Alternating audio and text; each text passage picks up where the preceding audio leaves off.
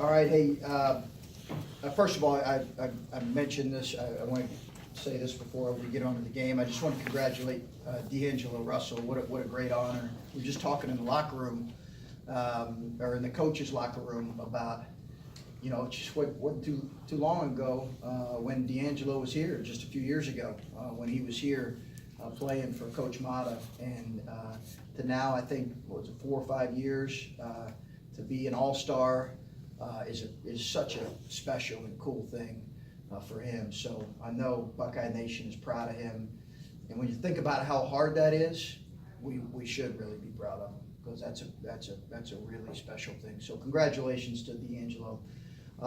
The game today was a really, I think, a complete game for us in a lot of ways. I was really proud of our older guys, and now when I'm talking about our older guys, I'm including our sophomores. Obviously, Caleb gave us a great lift there offensively. I have a lot of respect for Steve and this Rutgers team and how they play and how physical they play, and obviously they have some of the best size in the league. And a guard in Geo Baker that has really controlled games and finished games. So I do think we probably benefited from them being a little bit fatigued, but it was a good win. You mentioned Caleb. First play of the game, Geo drives right at him and he takes the charge and not a block. Was that a big moment? I know there was a lot in the game, but if that goes the other way, the way the last couple of weeks could maybe be a different game for him. Yeah, and I thought clearly he was there. He's done a great job taking charges this year, but I thought that set a good tone. That's leadership, is having the alertness to step up and make that play. And when you're getting contributions, not just from him, but the way CJ played in the second half, Keyshawn throughout the game, is this kind of a picture of what this team, when it's operating the way you want it to, this is what this team can look like? Yeah, I think defensively we need to be better in some areas. I did not think we were as alert or as active defensively as we need to be, and that's a concern for me. But I thought, obviously our shot making can cover up some things, and we made 13 threes, and I think our guys took great shots, and our guys screened well, and they took. The quality of shot was a high level quality shot, but there's definitely some areas that you pull out of this, say we need to be better moving forward. When you look at the last month, especially the last 2 games, how does a team go from 19 turnovers to 6 turnovers in pretty much 4 days? Yeah, I think it's a byproduct of hopefully our guys are taking that a little more serious. Having said that, playing on the road versus playing at home, you're playing a team that turns the opposition over versus a team that doesn't turn the opposition over at a super high rate. Their defense is built a little bit differently. Some defenses, like Michigan State's or Rutgers, is built to contain, and they'll turn you over some, but that's not what they do. Other defenses, just in how they play, turn you over a lot. So that's some of it as well. I don't think we can sit back and say, hey, we've corrected our turnover issue. We haven't. I think we did some good things today, but we still got to do a better job. And as far as the high shooting percentage, how much of that with this game in comparison to some of the other games is just the shots fell, and in other games they were good shots, they just didn't fall? A lot. I think we did look at some things in how they guarded us the first time that we needed to do different offensively to free up some of our shooters. And those were effective, but a lot of it is, kind of, are you making or are you missing? I just think I'll look back and say the quality of our shot was as good as it's been, and we showed a little more patience. Caleb made his first 6 shots. I don't know if you glanced up at the scoring board, but he had 17 of your first 20 points to start the game. He's allowed to do that. What's going through your mind as you're seeing, is he pouring a month worth of frustration into making some outstanding offensive plays for over a 15-minute stretch there? Just what's going through your mind and his mind at that point? I kind of think he took what the defense gave him. Obviously, he was on a roll there, and we knew he was on a roll. And a lot of that was just within the flow of the offense. I thought he did a really good job in the second half, not settling for some threes when he could have settled. He had one in the corner that he passed, drove it and passed it to Keyshawn.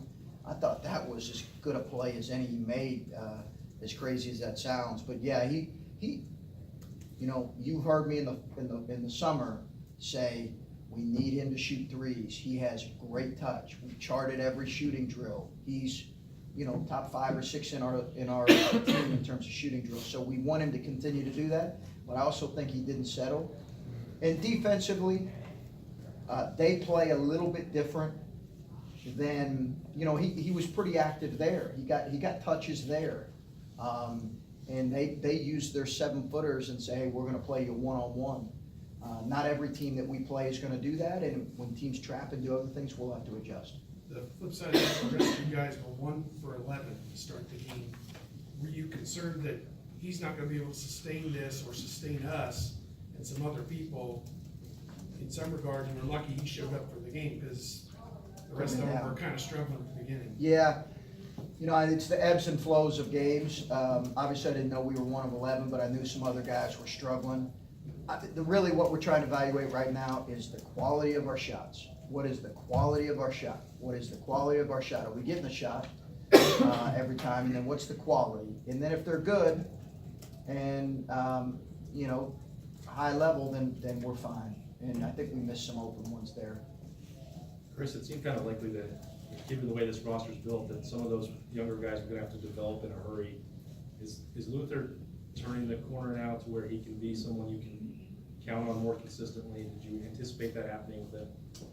I think I did.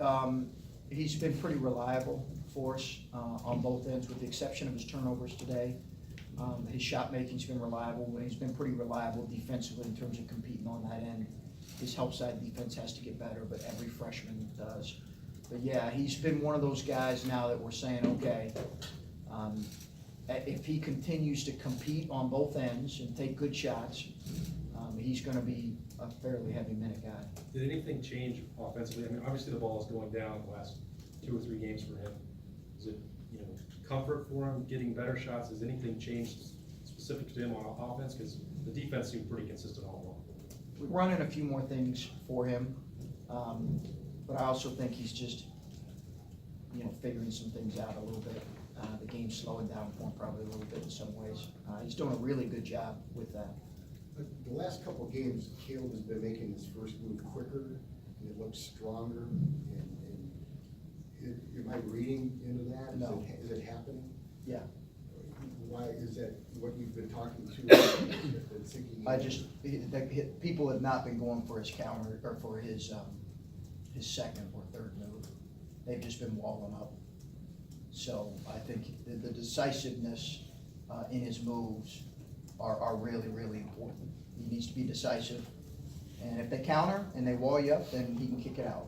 But his step through and counters, teams have not been going for that. They've just been walling him up. So he needs to post a score and be decisive in his move, and he did a great job of that today. And Rutgers is really thick and strong underneath. Was the 3 in the game plan? Making threes? Well, taking them. Making threes was in the plan. We did feel like that they really do a good job with, now they're big inside, but they're long, 6'4" point guard, 6'5" point guard coming off the bench. So they're long across the board.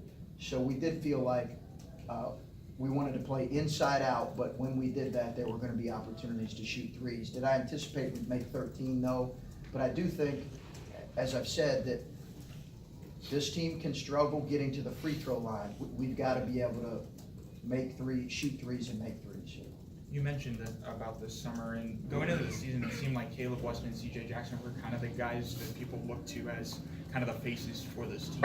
And it's pretty rare that, or it hasn't happened this year, where you've seen 2 guys score more than 15, more than 20 points at the same time. How important kind of is Caleb Weston and CJ Jackson to taking over games, and how could it kind of set the tone in the future here? Yeah, I mean, I think they need to be aggressive offensively, and whether that, you know, means in some cases taking over like Caleb did today. I mean, that's what good players do, and he's a really good player. I also think, you know, he is a sophomore, but but I think that's what good players do, and he showed great assertiveness. You know, I mean, I think that we all get enamored with scoring, and we're looking for how are guys playing the complete game. And are they, in CJ's case, is he defending his position, which I didn't think he did very well early. He did better late. Is he leading the team defensively? Is Caleb leading the team defensively? Are they taking care of the ball? Are they rebounding? Like, there's so many other elements. They obviously scored the ball today, but there are times when our guys have scored 11 points and, you know, you might think he's struggling, and we're looking and evaluating him in film and saying, hey, listen, he did a really good job. They trapped Caleb, but he rebounded. You know, he had 11 rebounds against Nebraska. I thought it was a really effective game for him. When assertiveness is such an important part of the game, like it is, of the player's game, like it is for Caleb, how has it been the last couple of games, sort of wanting him to be in that mode, but also managing his emotions so that he's not picking up, you know, cheap fouls and getting a 4 or 5 when there's 10 minutes left, things like that? Well, you know, it's just been a lot of conversations and film work and controlling what we can control in those areas. And as coaches, us trying to control the positions we're putting him in better, doing a better job with that, and him doing a better job controlling his emotions and playing with the kind of intelligence that we know he can play with. And, you know, managing frustrations that naturally come from a young player whose team's playing very physically. And I think he's taken strides in that, but, you know, it's not going to be the last time that he gets frustrated in a game with how teams are playing. Has that been difficult for both sides, for him and for you guys, you to coach him through and for him to sort of, you know, bring his emotion level down a little bit? You'd have to ask him that, if it's been difficult. It's not been difficult for us to coach him, because he wants to get better in that. I mean, it's been some honest conversations, but as I said, I love guys that want to get better, and Caleb wants to get better, and he wants to be coached. And, you know, not everybody's like that. He is. I love that about him. It's not to say we don't have some of our moments, but yeah, I love that about him. And there were a couple of times where maybe in the past the ball was rolling around on the floor, or this guy had the ball down low and Caleb didn't reach in, and I think maybe he's been bitten by that a couple of times. How much of your conversations have just been, listen, use your side, keep your hands up, and don't put yourself in those positions where you get those ticky-tacky? We've had those conversations. Perhaps that was a byproduct of him playing 38 minutes too. It's hard to bend down when you play 38 minutes when you're that big. Is it fair to say that many teams have challenged you to score from the outside, even to the point of using zones to that effect? And is it also fair to say that you're going to have to shoot better from out there, or do you feel you're a good shooting team from out there when you get pressed like that? I do. I think we were 5th in the league in 3-point percentage going into this game. It's good, not great. I do think we've got to shoot it a little bit better, but that's certainly been the game plan for us. As I mentioned a couple weeks ago, the book is out on us in terms of how to play Caleb. Now, teams will play differently.